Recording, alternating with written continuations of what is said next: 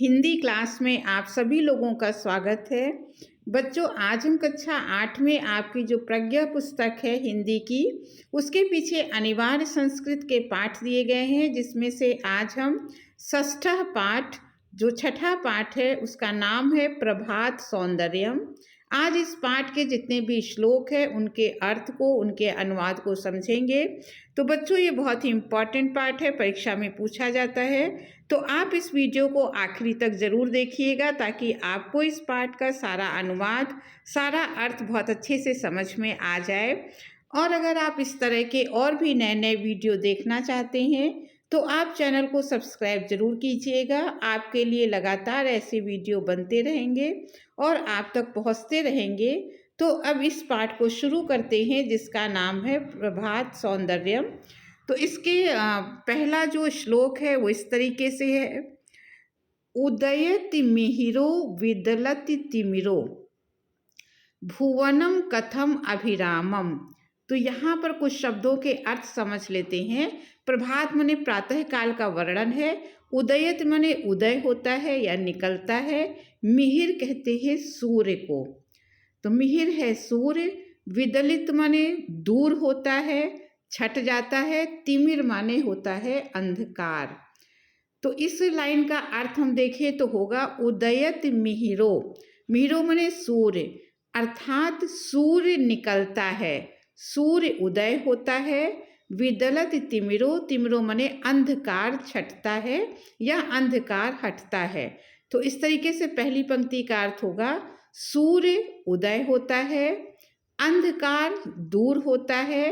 भुवनम कथम अभिरामम, तो अभिराम का अर्थ होता है सुंदर और भुवन का अर्थ होता है संसार।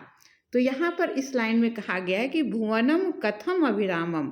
भुवन माने ये संसार, कथम माने कैसा सुंदर लग रहा है, ये संसार कैसा सुंदर लग रहा है। अर्थात प्रातः काल के समय सूर्य जब निकलता होता है, अंधकार हट जाता है, तो ये संसार कितना ही अच्छा लगता है। अगला है प्रचरति चतुरो मधुकर निकरो।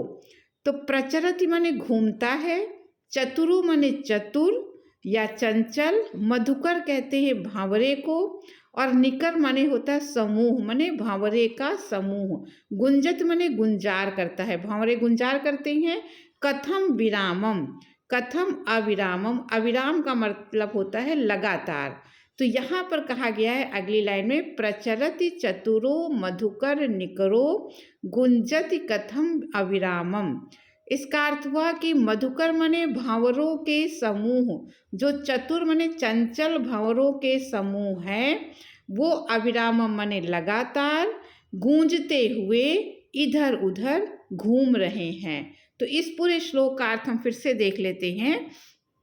उदयत मिहिरो विदलति तिमिरो, अर्थात सूर्य उदय होता है, तिमिर दूर होता है, या तिमिर माने अंधकार दूर होता है। तो सूर्य उदय होता है, अंधकार दूर होता है। भुवनम कथम अभिरामम, संसार कैसा सुंदर लग रहा है। प्रचरति चतुरो मधुकर निकरो गुज्जति कथम अविरामम। तो जो चतुर मधुकर के समूह है, चतुर भांवरों का समूह लगातार, अविराम माने लगातार गूंजते हुए इधर उधर घूम रहे हैं। अब आगे दूसरे श्लोक को देखते हैं। दूसरा श्लोक कहता है विकसति कमलम। अब यहाँ पर क्या कहा गया है? विकसति कमलम विलसति सलिलम। तो कमल फूल होता है, विकसति माने खिलना, विलसति माने सुंदर लगना, सलिल माने होता है, सलिल का मतलब होता है जल माने पानी। पवनो वहति सलीलम, सलील माने झोंकों के साथ। तो पहली लाइन का अर्थ देखते हैं। विकसति कमलम, कमल खिल रहे हैं। विलसति सलिलम, सलिल माने जल सुंदर लग रहा है, जल अच्छा लग रहा है, शीतल लग रहा है। पवनो बहति सलीलम, बहत माने बह रहा है, पवन माने हवा, हवा सुंदर माने ठंडी हवा बह रही है, हवा झोंकों के साथ बह रही है। दिशि दिशि धावति कूजति नृत्यति खग कुल अतिशय लोलम। लोलम माने होता है बहुत ही सुंदर। तो खग कुल माने होता है, खग माने पक्षियों का समूह, अतिशय माने अत्यंत।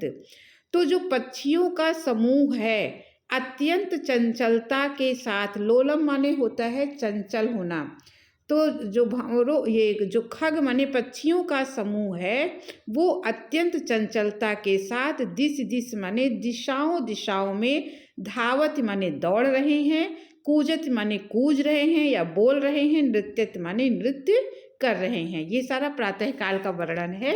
तो प्रातः काल में और क्या होता है, विकसति कमलम, कमल खिलते हैं, विलसति सलिलम, जल अच्छा लगता है, पवनो बहति सलीलम, हवा जो है झोंकों के साथ बह रही है, दिशि दिशि धावत कूजत नृत्यति खगकुल अतिशय लोलम, खगकुल माने पक्षियों का समूह अत्यंत चंचलता के साथ सभी दिशाओं में, धावत माने दौड़ रहे हैं, कूजत माने बोल रहे हैं और नृत्यत माने नृत्य कर रहे हैं। अब आगे अगला श्लोक देखते हैं। अगला तीसरा श्लोक देखिए, तीसरे में दिया गया है, शिरसि तरुणा नाम रवि किरणा नाम खेलति रुचिर अरुणाभा। अरुणाभा यहाँ पे शब्द गया, रुचि माने होता है सुंदर और इसमें अरुणाभा शब्द छुपा है। अरुणाभा माने अरुण आभा माने लाल आभा, लाल चमक, रवि माने सूर्य, किरण माने उसकी किरणें, शिरसि माने होता है शिखर और तरुण माने होता है पेड़। तो यहाँ पर कहा गया है कि शिरसि तरुणा नाम रवि किरणा नाम, माने तरु माने पेड़ों के शिखरों के ऊपर, पेड़ की डाल के शिखर के ऊपर, रवि किरणा नाम, रवि माने सूर्य की किरणें अपनी सुंदर लाल आभा के साथ खेलती माने खेल रही हैं। कहने का मतलब है कि जो पेड़ों के जो शिखर है उसके ऊपर सूर्य की लाल किरणें पड़ रही हैं, मानो सूर्य की लाल किरणें खेल रही हों।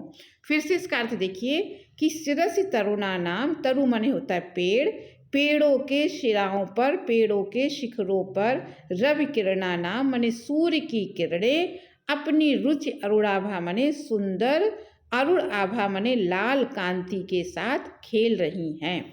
ऊपरी दलानाम हिम कणिकानाम कोयप हृदय हर शोभा।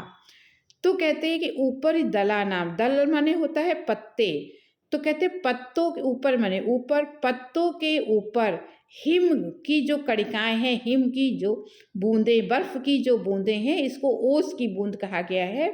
तो पत्तों के ऊपर जो सुंदर ओस की बूंदें हैं पत्तों के ऊपर, कायप हृदय हर शोभा, उसकी शोभा किसके हृदय, कायप माने किसी के भी हृदय की को हर लेती है।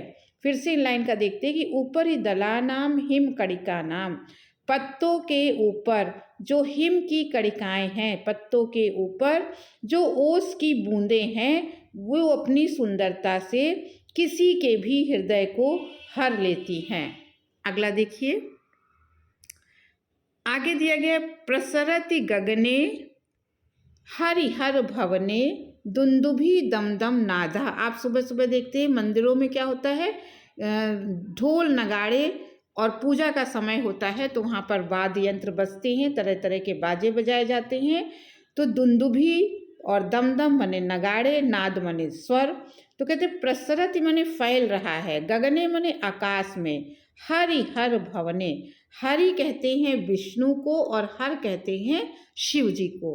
तो यहाँ पर कहा गया है कि विष्णु के और शिव जी के भवन, भवन अर्थात मंदिर, विष्णु जी के और शिव जी के मंदिर में जो दुंदुभी और नगाड़े बज रहे हैं, नगाड़ों के जो स्वर मंदिर में बज रहे हैं, वो पूरे आकाश में, वो ध्वनि पूरे आकाश में फैल रही है। प्रसरति गगने माने पूरे आकाश में वो ध्वनि छाई हुई है, फैल रही है। भज परमेशः पठ सविनेशः भवत अनुपम मोदः। मोदः माने यहाँ पर होता है आनंद, खुशी। परमेश्वर होता है परमेश्वर, पठ माने पढ़ना, साविनेश माने ध्यान पूर्वक। तो अब यहाँ पर इस लाइन में कहा गया कि भज परमेशम।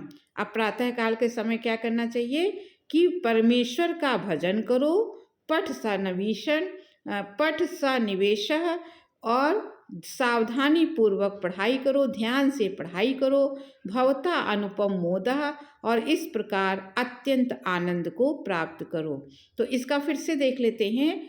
प्रसरति गगने हरिहर भवने दुंदुभि दमदम नादः, नादः माने ध्वनि, स्वर। इस समय प्रातःकाल के समय विष्णु और शिव जी के मंदिर में जो दुंदुभी और नगाड़े बज रहे हैं उसका स्वर आकाश में फैला हुआ है। फिर भज परमेशम, परमेश्वर का भजन करो। पठ सन्निवेशः, ध्यान पूर्वक पढ़ाई करो। भवता अनुपम मोदा, और अत्यंत प्रसन्नता को प्राप्त हो। तो बच्चों ये पूरा आपका पाठ था प्रभात सौंदर्यम, आपको अच्छे से समझ में आ गया होगा। अगर ये पाठ आपको अच्छा लगा हो तो आप चैनल को सब्सक्राइब जरूर कीजिएगा, लाइक कीजिएगा, अधिक से अधिक शेयर कीजिएगा। अब अगले वीडियो में फिर किसी टॉपिक के साथ मिलेंगे, तब तक के लिए धन्यवाद।